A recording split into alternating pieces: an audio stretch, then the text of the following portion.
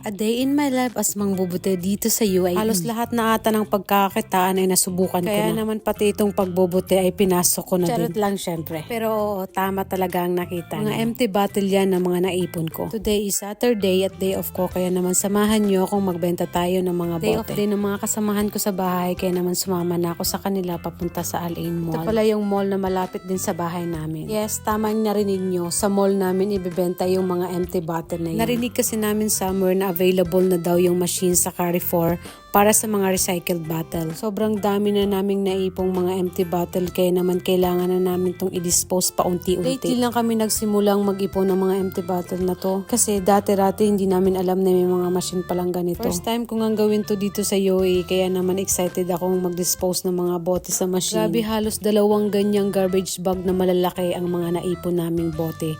Kaya naman paunti-unti kailangan na naming i-dispose. Kaya naman sakto pagdating namin ng Carrefour ay available ang machine. Siyempre dahil excited ako, kaya ako na muna naglagay ng bottle dyan. Medyo matagal nga lang ang process kasi binabasa pa talaga ng machine yung buong bottle. Paisa-isa kasi ang paglalagay ng bote, kaya naman hintayin mo pang siyang mag-green. Ilang bottle nga lang na ilagay ko dyan, bigla namang nag-error yung machine. Kaya naman agad kaming naghanap ng ibang Carrefour na available ang machines. Napadpad kami dito sa Al Jimmy Mall at agad hinanap namin ang machine. Nakakatuwa lang kasi talagang napaka-productive ng araw ko. Talagang pumunta pa kami sa malalayong mall para lang i-dispose yung mga bottle. Dahil nga sinuwerte tayo sa araw na to, kaya naman pagdating namin sa machine, hindi rin gumagana. Ang saya lang, diba? At dito na natapos yung araw ko, kaya naman see you!